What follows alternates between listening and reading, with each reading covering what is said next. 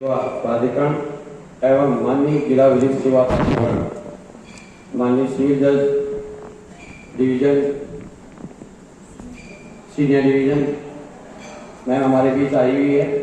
मैं समस्त भवानी नगर पालिका परिवार की ओर से और समस्त अपने भवानी नगर क्षेत्र की तरफ से आपका हार्दिक स्वागत, हार्दिक अभिनंदन करता हूँ।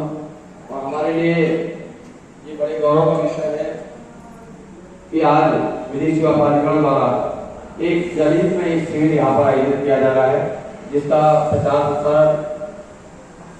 हर तरह से नगर पालिका किया, चाहे वो हमारी गाड़ियों के माध्यम से और जो भी सोशल मीडिया के माध्यम से, अखबार के माध्यम से लगातार नगर पालिका द्वारा इसका प्रचार किया गया, ताकि अधिक से अधिक लोग इसका लाभ उठा सके।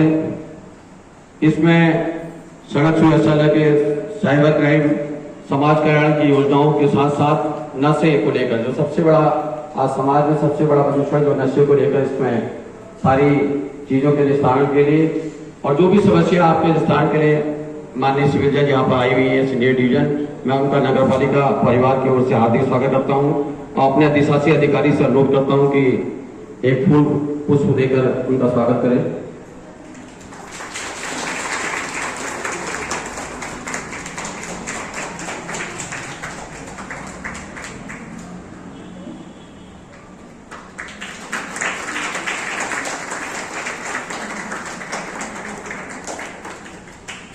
मैं अपने सभी लोगों से अनुरोध हूं, जो भी अपनी समस्या लेकर आए कि शिविर आगे प्रारंभ करें। मैं भी माननीय सिविल जज सीनियर का पूरे नगर पालिका के मुख्य शोध होने के नाते मैं पूरे भवानी नगर से आपका हार्दिक स्वागत करना चाहता हूं।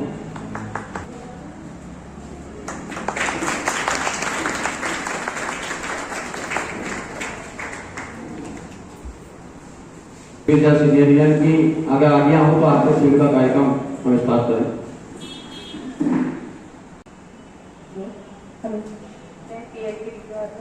तो आपके नगर क्षेत्र में हमारी 3 लड़की है, आप सब से परिचित ही हैं।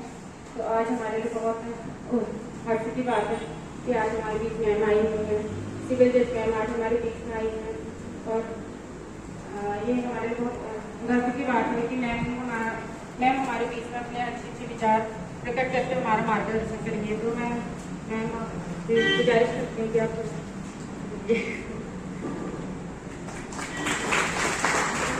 आप सभी जानते हैं कि ये जो शिविर है जिला विधिक सेवा प्राधिकरण की ओर से लगाया गया है। तो नगर पालिका के सभी पदाधिकारीगण, संचालक, हमारे जो पीएसपी है द्वारा आप सभी का तथा आप सभी बच्चों का, स्कूल का, पुलिस विभाग का, जितने आम जनमानस में हैं सभी का हार्दिक अभिनंदन।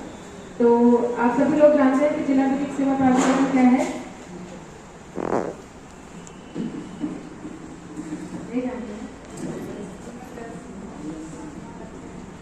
जिला विधिक सेवा प्राधिकरण एक ऐसी संस्था है, ऐसा प्राधिकरण है जहाँ पर की निःशुल्क विधिक सहायता के लिए पूरा का पूरा यहाँ पर प्रोसीजर अवेलेबल है हमारे पास। यदि कोई ऐसा है जो कि जिसकी आय कम है या फिर महिला है या फिर किसी प्रकार से कोई विकलांगता है जो कि अपने कोर्ट में केस करने के लिए अनुमति नहीं कर सकते हैं, तो वो DLS से जिला विधिक सेवा प्राधिकरण को संपर्क करते हैं। यहाँ से निःशुल्क विधिक सहायता के रूप में आपको अधिवक्ता दिया जाता है, जो कि कोई फीस आप लोगों से नहीं लेते हैं, ठीक है।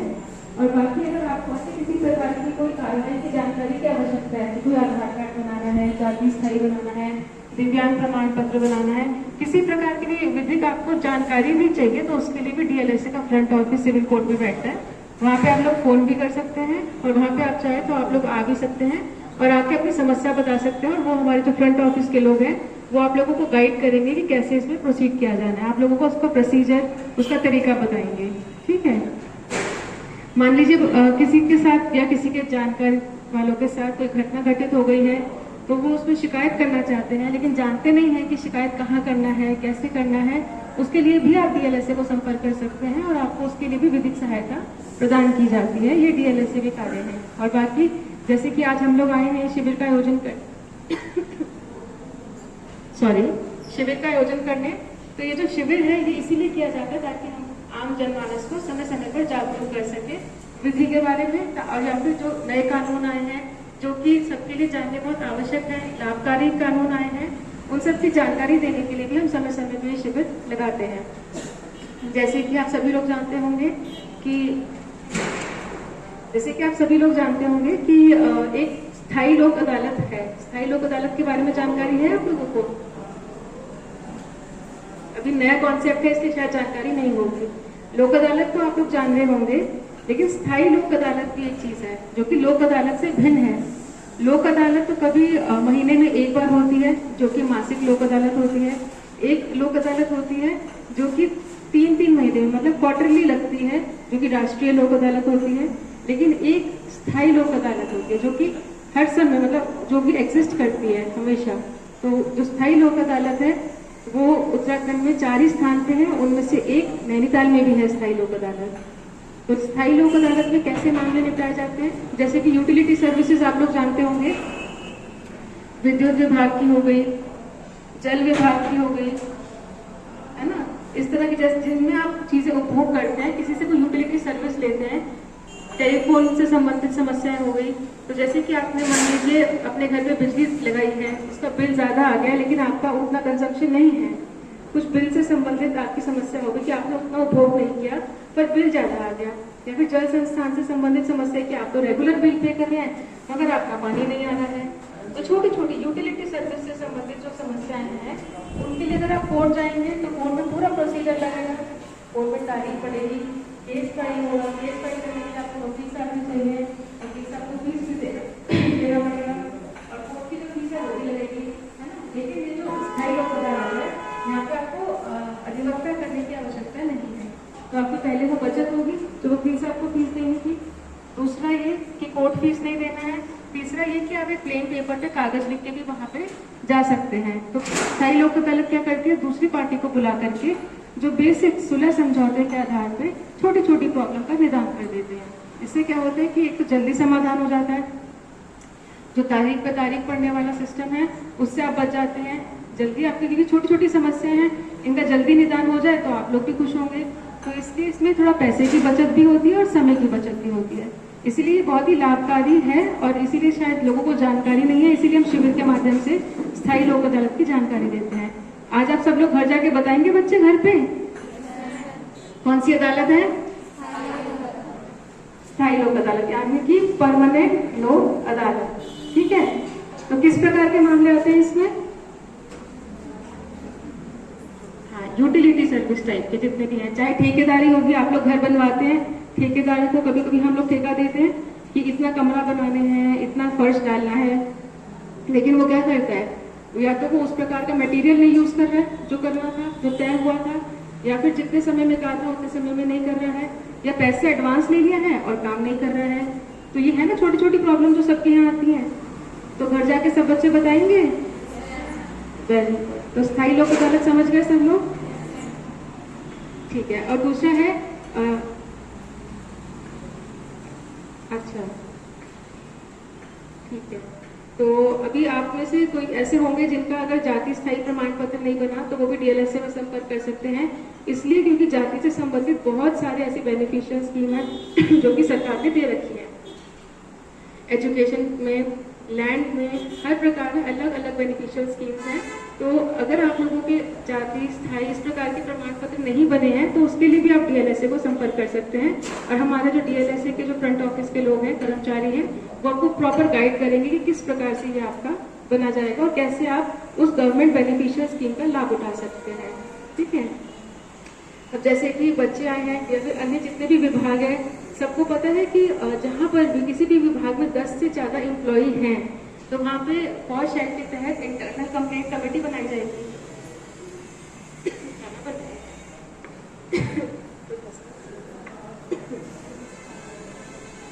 आप लोगों को जानकारी है, जैसे आप लोग स्कूल से आए हैं, आप लोग के स्कूल में इंटरनल कंप्लेंट कमेटी या कुछ ऐसा है बना है, तो कौन है उसके? आप में से कोई है मेंबर उसके?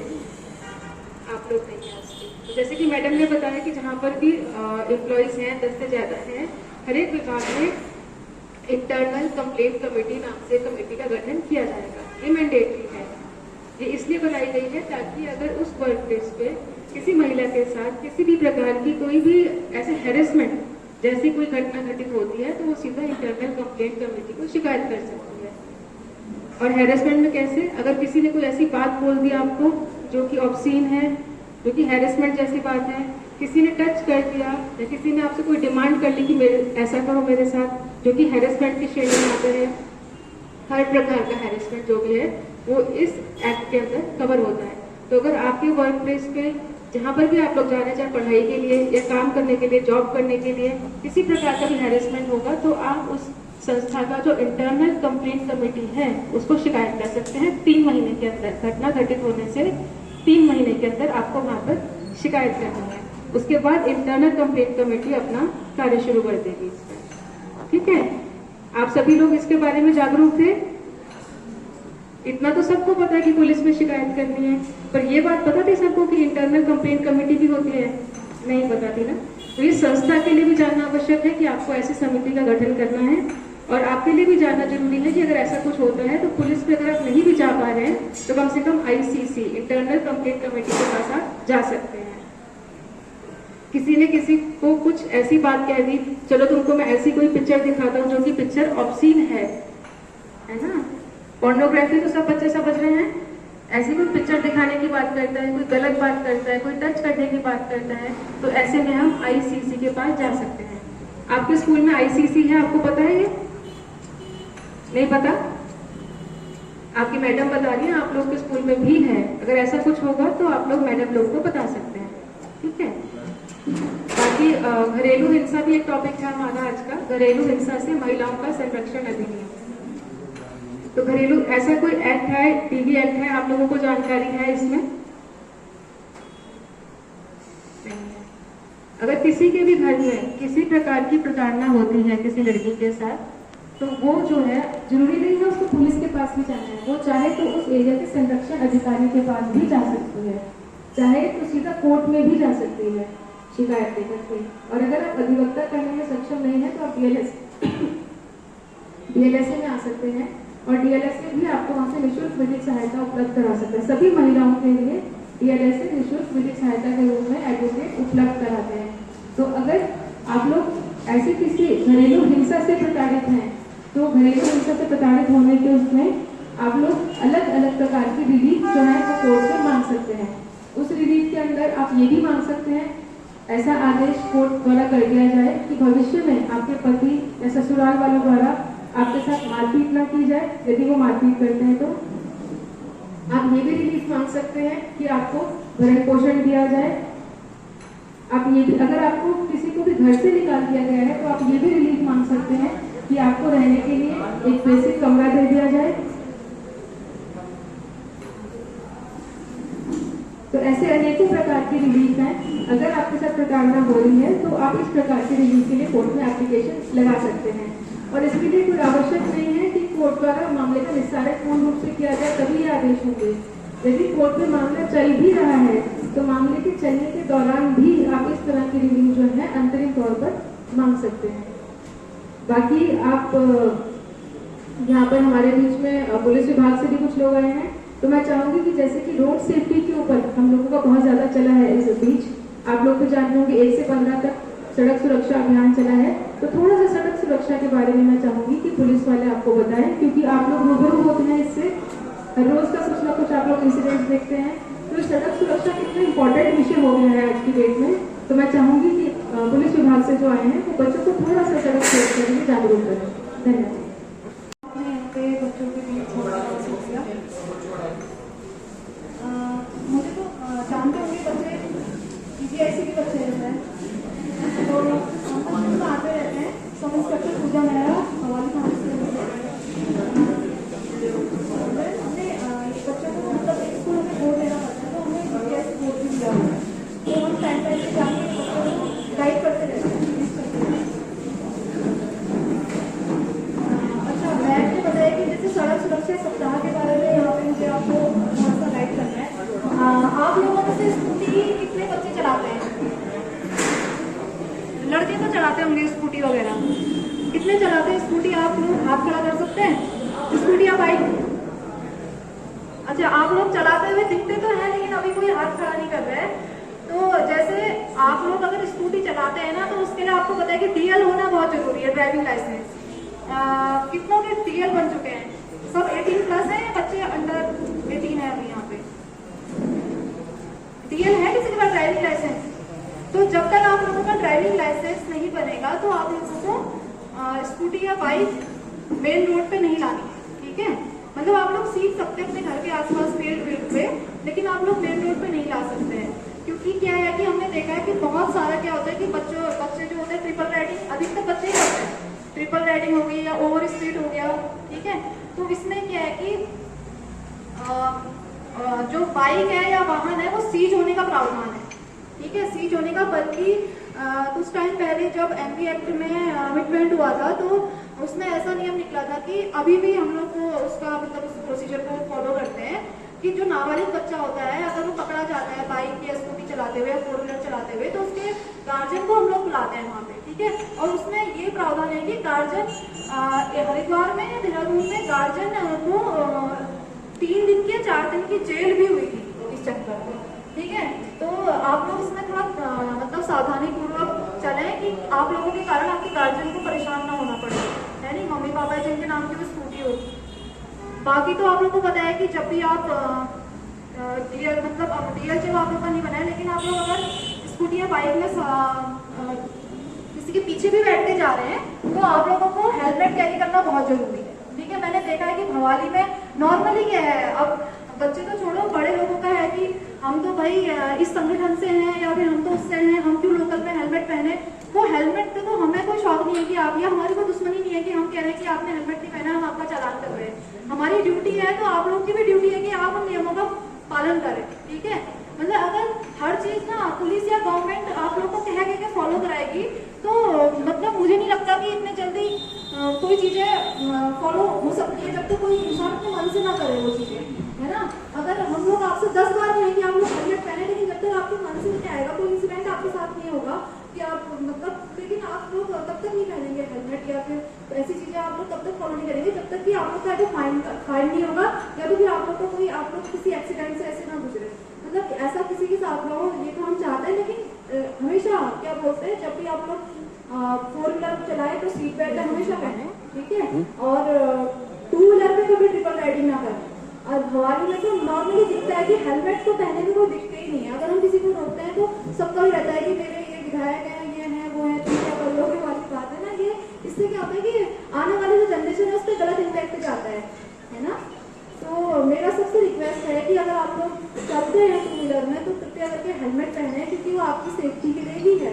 और अपना डीएल अगर आप लोग कैरी नहीं कर पा रहे हैं तो डिजी लॉकर या एम परिवहन नाम से एक ऐप आता है, उसमें आप लोग उसमें स्कैन करके सारे पेपर डाउनलोड अपलोड होते हैं, तो आप लोग उसमें अपने सारे पेपर कैरी करके चले, है ना? क्योंकि ऐसा होता है कि हम लोग जरूरी नहीं हम हर जगह अपने पेपर लेके चलें। अगर फोन पे होगा तो सही है, आप लोग अपने सारे डॉक्यूमेंट दिखा भी सकते हैं हम लोगों को। बाकी अगर आप लोग को कोई क्वेश्चन है तो आप लोग पूछ सकते हैं, कोई प्रॉब्लम है कभी किसी को आई हो। बाकी बच्चों को हम लोग जाते हैं गाइड करने, विजिट करने की महिला संबंधी जितने अपराध हैं और है ना बच्चों से संबंधित जितने अपराध हैं उनके बारे में मुझे लगता है कि आपको अच्छी जानकारी हो। आईपीसी के हम बहुत सारे आपको जैसे 354 वगैरह है सेक्शन के बारे में बता चुके हैं, पॉक्सो है ना? तो लड़कियों को तो हम चाहते हैं बताने के लिए। अगर आप लोगों में से किसी को कोई मतलब कोई प्रॉब्लम है या आप लोग को कोई मतलब कोई क्वेश्चन है कि हम तो पुलिस के पास जाते हैं, पुलिस ये नहीं करती वो नहीं करती। हाँ, सड़क सुरक्षा सप्ताह के अलावा ट्रैफिक के अलावा मैं एक चीज और कहूँगी कि जो साइबर फ्रॉड हो रहा है आजकल, मतलब हर 10 में से 1 बंदे के साथ साइबर फ्रॉड हो रहा है ना। तो साइबर फ्रॉड किसी भी टाइप का हो सकता है, जैसे कि आप फाइनेंशियली हो गया, किसी का मतलब किसी के पैसे चले गए, ठीक है, किसी की फेक आईडी बन गई, तो उसके लिए सबसे मतलब वो तो बात की बात है कि ऐसा हो गया अब हम क्या करें, लेकिन ये चीज हो ही क्यों रही है हमारे साथ, उसके लिए जागरूक होना जरूरी है, अवेयरनेस जरूरी है। आप लोगों में से अधिकतर फेसबुक इंस्टाग्राम पे सभी होंगे नॉर्मली, और मैं सबसे ये कहती हूँ कि आप लोग अगर अपनी आईडी बनाते हैं फेसबुक इंस्टाग्राम तो उसे प्राइवेट करिए अपना, उसमें लॉक लगाइए और उन्हीं लोगों को अपने फ्रेंड्स सर्किल में जोड़िए जिनको आप जानते हैं पर्सनली, क्योंकि ऐसा नहीं होगा ना कि मेरा म्यूचुअल फ्रेंड दिख रहा है इसका रूम है तो मैं भी बना लूँ इसको, है नहीं? ये चीज़ों से बचिए आप लोग, क्योंकि इसमें क्या होता है कि फिर फेक आईडी बनती है तो बंद होने में काफ़ी टाइम लग जाता है। तब तक तो आपके बहुत सारे दोस्तों से पैसे की मांग कर चुके होते हैं, कई लोग डाल भी चुके होते हैं पैसे, तो और वो पैसों का ट्रांजेक्शन जो हैकर्स होते हैं वो इतनी जल्दी करते हैं कि जो लास्ट अकाउंट होता है उसमें पैसा होल्ड भी नहीं हो पाता है। वैसे 1930 है साइबर हेल्पलाइन नंबर कि अगर आपके साथ कोई साइबर फ्रॉड होता है तो विद इन 24 आवर्स आप उसमें कंप्लेन करके अपना जो भी अमाउंट आपका गया होता है तो उसको रुकवा सकते हैं। लेकिन शॉर्ट ही नहीं है कि आपका अमाउंट उसमें होल्ड होगा उस अकाउंट में, क्योंकि अगर उसने माना कि 4 घंटे में सारा पैसा निकाल लिया है ना, तो फिर वो प्रोसीजर तो बात है कि हम उसे पकड़ेंगे, लेकिन मेन तो है कि आपको तो नुकसान हो ही गया है। अब उसे पकड़ के हम पैसा तो नहीं दिला सकते ना, आपका हम उसे जेल भेजेंगे, लेकिन मेन क्या है कि आप फाइनेंशियली आपको लॉस हो ही गया है। मेन ये है कि इसकी अवेयरनेस क्या है। तो इंस्टा, फेसबुक और व्हाट्सएप पे भी आप लोग अपना प्राइवेसी रखते हैं, और जैसे कभी कोई लिंक आ जाता है ना तो उसे क्लिक भी मत करिए, क्योंकि कई बार ऐसे साइबर फ्रॉड भी होते हैं कि यूपीआई मतलब ओटीपी मांगने से पहले ही वो लिंक पे क्लिक करते हैं, और क्या होता है कि उनका सारा डाटा जो होता है हैकर्स के पास चला जाता है ना, तो फिर उसमें बहुत ज़्यादा प्रॉब्लम आती है।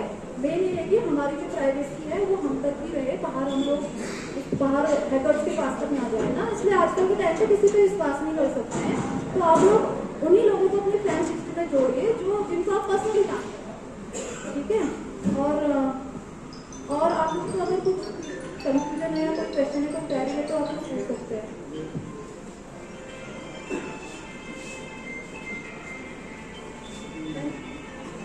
उम्मीद है कि सभी लोगों को इससे काफ़ी फायदा पहुंचेगा, और जिसको जो चीज़ नहीं पता कि जो नियम और जो भी वो उसके लिए भी जागरूक होंगे। मैं मैम का बहुत बहुत धन्यवाद करती हूँ। Thank you.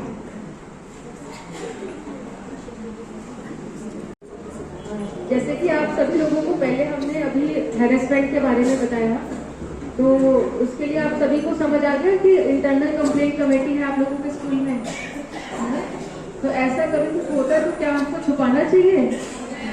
अगर छुपाएंगे नहीं तो फिर वो चीज़ ठीक नहीं होगी कभी, है ना, अगर छुपाते रहेंगे तो। इसीलिए हम लोग को इसमें रिपोर्टिंग करनी है।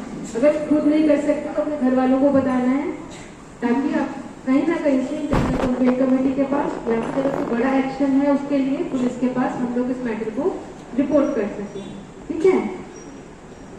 और दूसरा, आप सभी बच्चे जान रहे होंगे कि नैनीताल जिले में समय समय पर नशे के दुष्प्रभाव के संबंध में भी शिविर लगाए जा रहे हैं। तो नशे के लिए शिविर लगाने की आवश्यकता क्यों पड़ रही है हम लोगों को?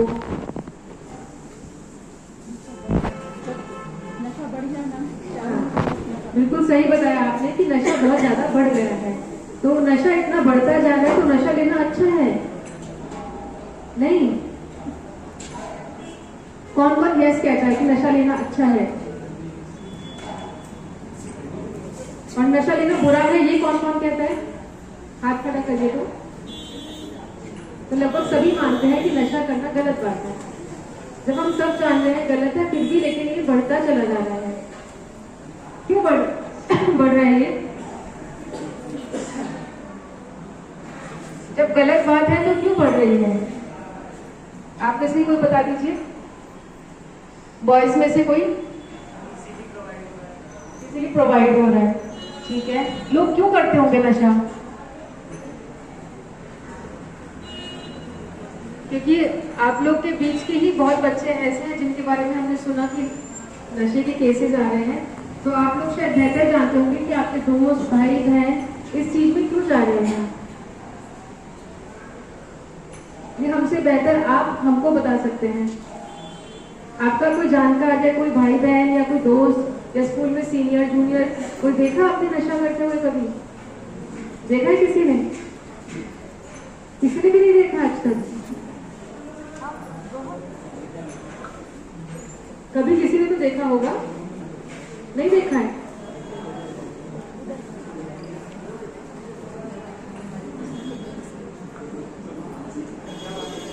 आपने देखा है? थोड़ा रिस्पॉन्स दीजिए बॉयज सारे, गर्ल्स बॉयज कोई भी? आपके भाई आस पड़ोस में या कभी सुना ही हो कि हमने सुना है कि किसी ने नशा किया है, ऐसा सुना है कभी? सुना तो होगा। तो लोग क्यों करते होंगे नशा?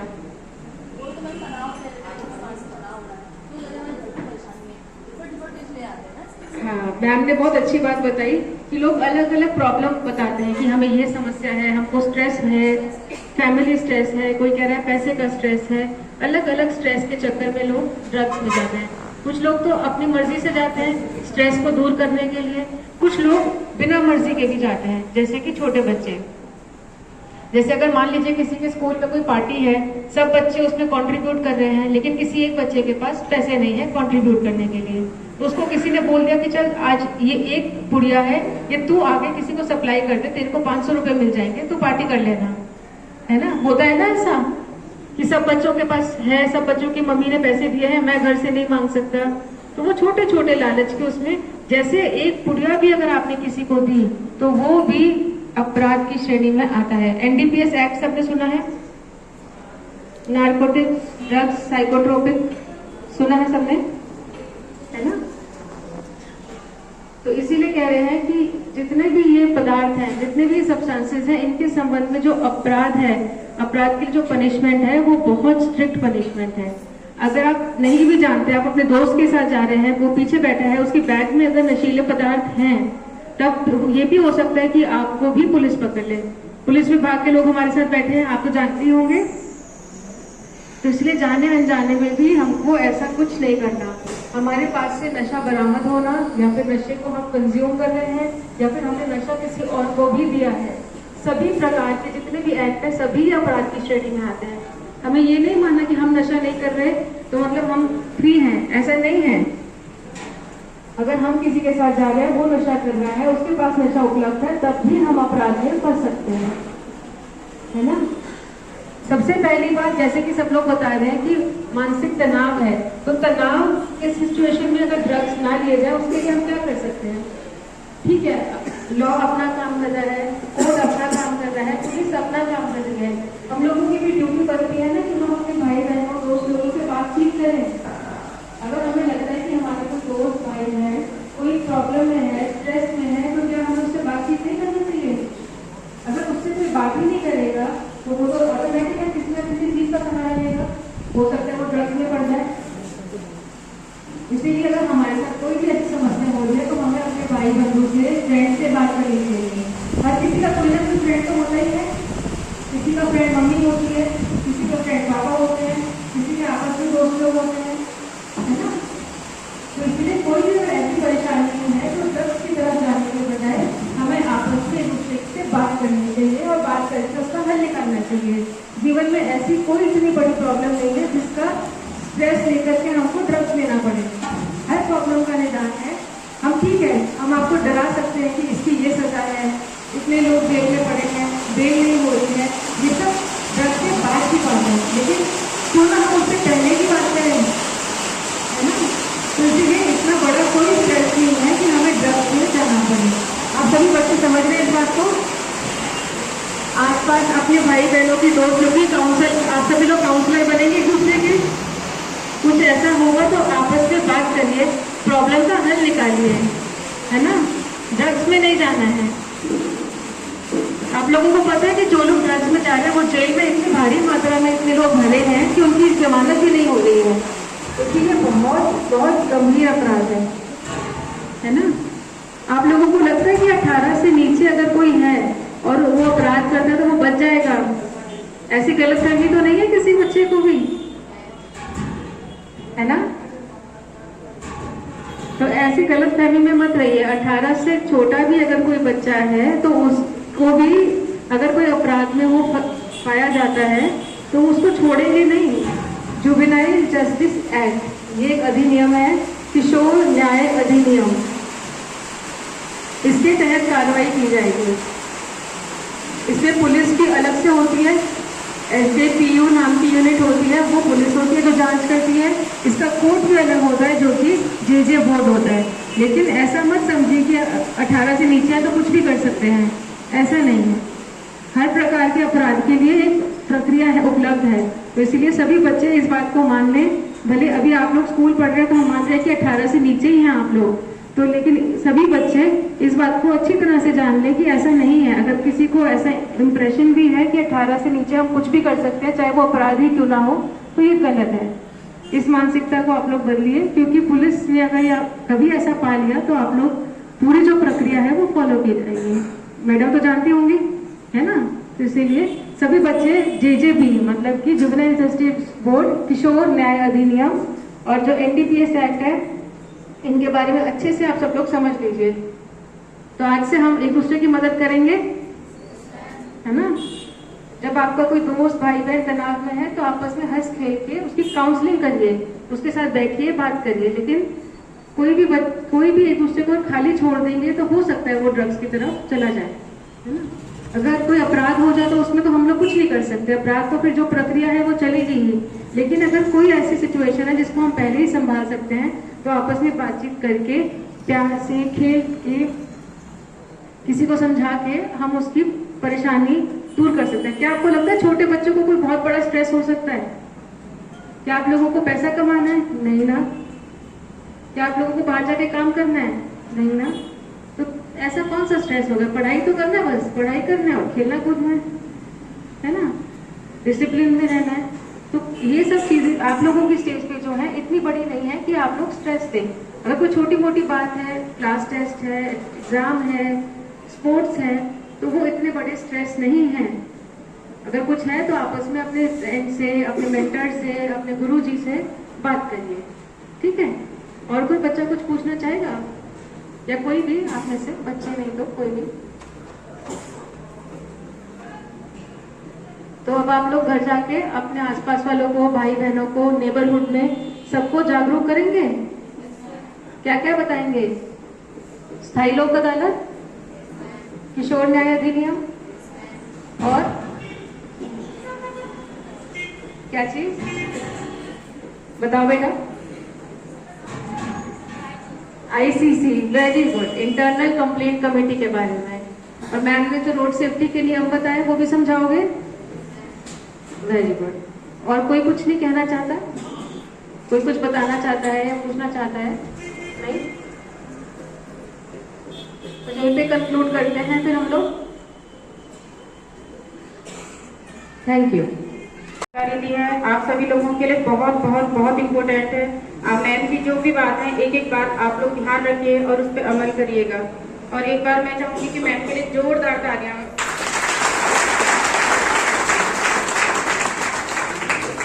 अगर कोई भी किसी को कुछ समस्या है, वो पूछना चाह रहा है, तो आप लोग मैम से बात कर सकते हैं यहाँ पे। और इसी के साथ में नगर पालिका यो सर को बुलाऊंगी कि वो 2 शब्द कहें। आइए सर।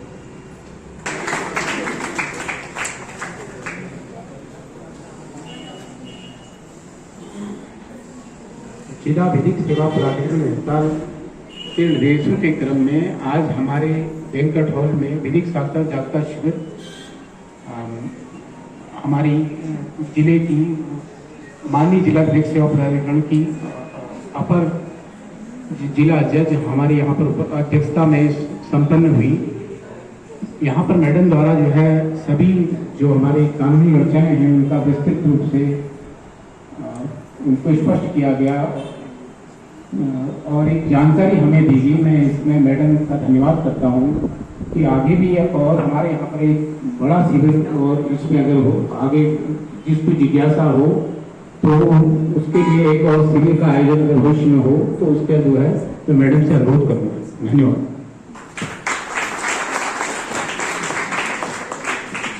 Thank you sir.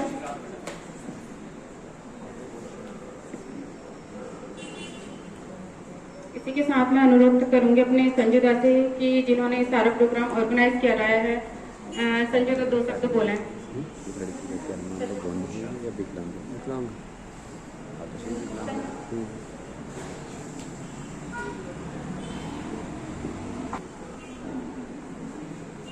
माननीय मैम का बहुत बहुत धन्यवाद। थोड़ा सा मैम के आ गया हूं तो नशे के बारे में थोड़ा सा, यहाँ पर एक बात आई थी नशे को लेकर। सबसे बड़ी बात है कि हम तो अपने अंदर अपनी आत्मशक्ति को बढ़ाना होगा। अक्सर देखा है कि डिप्रेशन में आकर, ये भी देखने को मिला है कि डिप्रेशन में आकर अगर हम अपनी आत्मशक्ति बढ़ाएंगे, क्योंकि अगर संघर्ष करने की क्षमता हमारे अंदर होगी, संघर्ष करने की क्षमता को हम डेवलप करेंगे तो कहीं ना कहीं हम नशे को मात दे सकते हैं। थोड़ा सा मेरा एक बार पिछले 10-15 सालों में मैंने भी एक चीज देखी है, मैं थोड़ा अभिभावक से कहना चाहूंगा, क्योंकि कई लोग जहाँ हमारे हमवार हैं 40-50 साल के लगभग के, तो आज से 10-15 साल पहले हम देखते थे कि जब पड़ोस का कोई व्यक्ति किसी को गलत देखता था किसी बच्चे को, तो उसके माँ बाप से कहता था कि आपका बच्चा बिगड़ रहा है, और माँ बाप ये कहते थे कि अगली बार तुम्हें दिखाई दे इसके 2 थप्पड़ भी लगाना और इसको स्कूल भी भेजना। मगर मैंने देखा है 15-20 सालों में कि अभिभावक से जब कोई बात उसके बच्चे के लिए कहता है तो वो उसको गलत ढंग से लेते। अगर आपका पड़ोसी आपके बच्चे के बारे में खुद कह रहा है तो कोई ना कोई लगाव उसका आपसे है, तभी वो कह रहा है। अगर लगाव नहीं होगा तो कभी आपसे नहीं कहेगा कि आपका बच्चा बिगड़ा। तो मेरा यही कहना है। और दूसरा, अपनी विल पावर को हम बढ़ाएंगे। विल पावर को बढ़ाने का एक ही माध्यम है कि जो संघर्षशील व्यक्ति हमारे देश में या विश्व में हुए हैं उनकी जीवनी को हम पढ़ेंगे। आप अगर छोटी सी घटना देखें कि भगवान राम ने भी जब इंसान रूप में जन्म लिया तो उनको भी 14 वर्षों का वनवास काटना पड़ा। और यही नहीं, सीता माता वनवास में आने के बाद भी उनको वनवास काटना पड़ा। तो उन संघर्ष को देखकर अगर संघर्ष जीवन में नहीं है तो वो आदमी कभी आगे नहीं बढ़ सकता। और संघर्ष हमें आगे बढ़ने की क्षमता देते हैं। और संघर्ष करने के लिए और कभी भी विपदाओं से भागने के लिए नशा कोई सॉल्यूशन नहीं हो सकता। ये बात आप मान लें। बच्चे मेरी बात को, खासकर छोटे भाई बहन है मेरे, ये बात समझ लें कि दुख को दूर करने का, या कभी भी आप डिप्रेशन में जाते हैं तो उसका माध्यम नशा नहीं हो सकता है। उसका माध्यम एक ही होता है, पढ़ाई। हम पढ़े, हम संघर्ष करें कि इस साल हमारे नंबर कम क्यों आए, अगले साल हमें ज्यादा लाने हैं। तो अगर ये माध्यम बनाएंगे तो नशे को हम अवश्य मुक्त कर पाएंगे। इसी के साथ मैडम का बहुत बहुत धन्यवाद।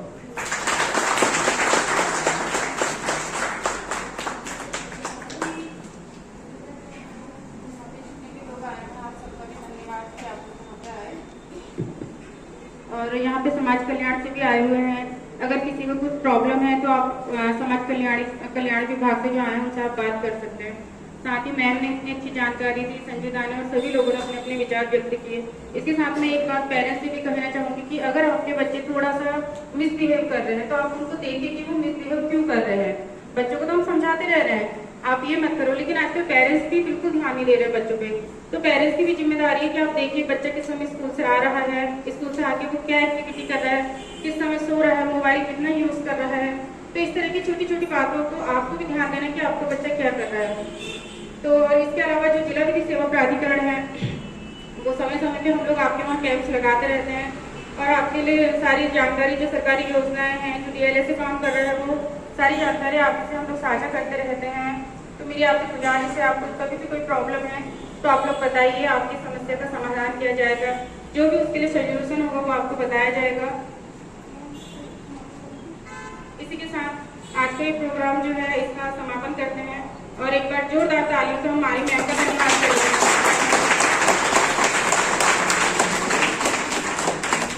हमारी मैम का, संजय दा का, EO सर का और पुलिस विभाग, समाज